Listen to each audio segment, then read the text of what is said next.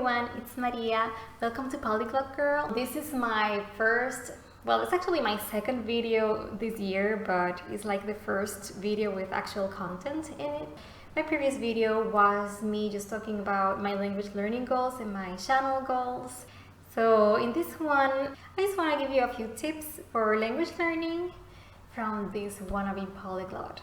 So let's get right into it. My first tip is to avoid studying super hard every single day. I know everyone really suggests or advises you to study every single day, and I'm not saying that you shouldn't study every single day, but you definitely shouldn't push yourself super hard every single day, because in my experience that actually leads you to burnout.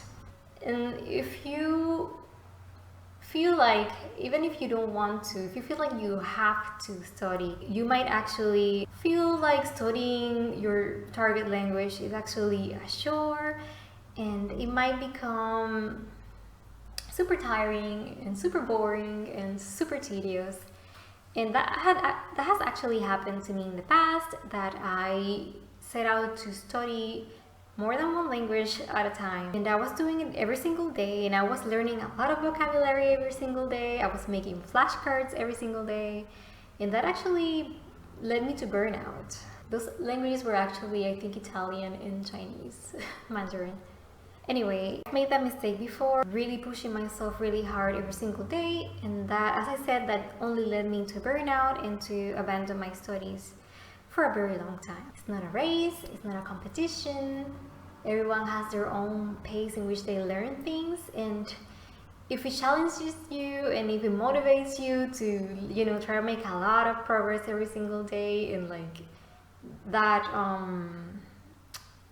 that challenge to study super hard every single day motivates you, then by all means go ahead and do that. But in my experience, that only leads to burnout. My second tip to study languages is to expose yourself to the language every single day. That doesn't mean that you're going to be studying super hard every single day, but at least listening to the language every single day, even if it's in music or some fun YouTube videos. It keeps you keeps the sounds of the language and the mannerisms and the ways that people actually speak in that in your target language. It keeps it fresh in your mind, and you subconsciously also pick up vocabulary that way. And a great way to keep yourself exposed to the language every day, not only music, as I said, it's also YouTube videos, especially videos made by people who speak your target language as their native language. And for Japanese, I really like Minorin's channels. I really like her Mini Cute Club and her Mini Cute Club, which is her secondary channel or side channel. I think she calls it side channel. For French, I'm actually still finding people to follow in YouTube, but I really like learning French with French Easy and Common Français with Geraldine. I totally probably mispronounced that because I can't pronounce the French R that well still.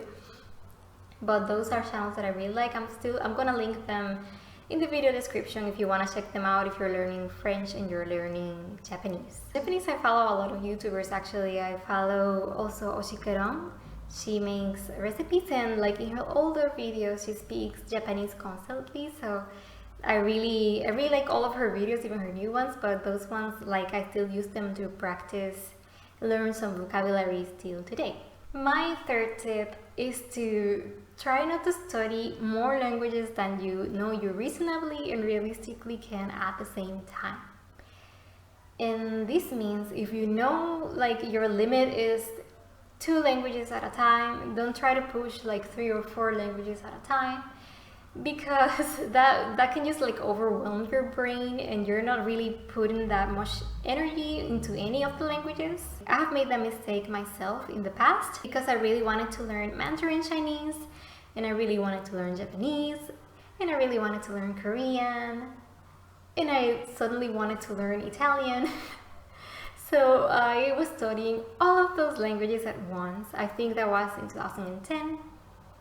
And I completely overwhelmed myself because obviously Korean and Japanese kind of resemble each other.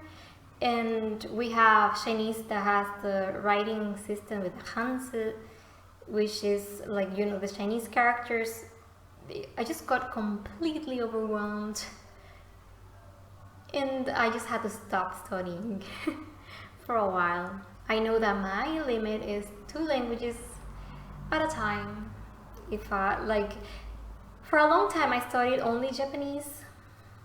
After that, because like my favorite language is Japanese, and now I'm taking on French and Japanese at the same time, and let's see how it goes.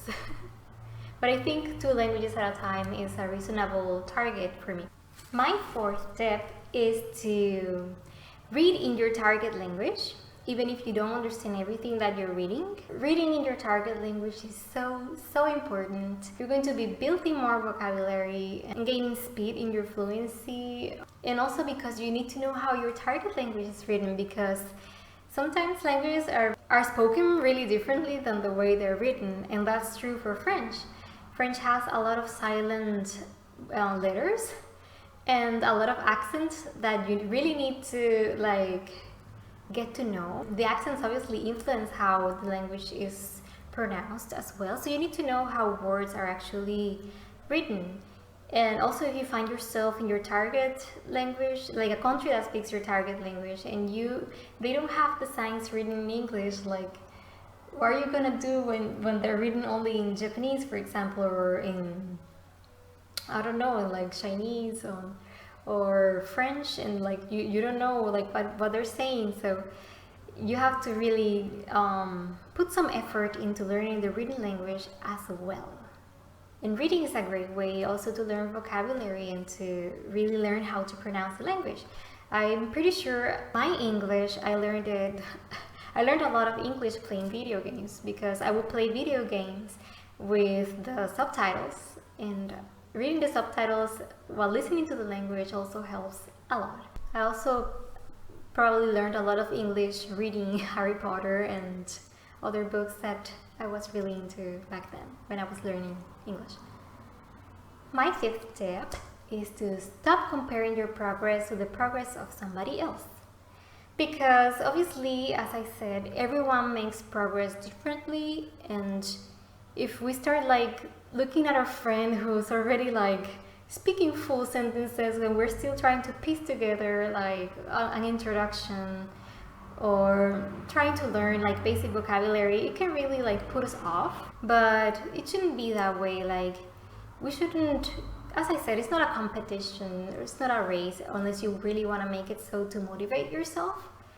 But if it puts you off, makes you feel discouraged to see that other people are progressing faster than you, then you should stop looking at them and focus on yourself. Focus on every single little bit of progress that you make. And finally, my 6th tip is to always try to find ways to keep it fun and interesting, so that you keep yourself motivated to continue learning your target languages. One of my motivations is that I really want to go to Japan. My favorite language, as you know, is Japanese. I dream of visiting Japan, but when I go there, I want to be able to communicate with people in Japanese. And also with French, I really love the French language lately, and I really want to be able to listen to French music and understand it. You know, like, first my language goals are always like start pretty small, and they start getting a little bit bigger with time.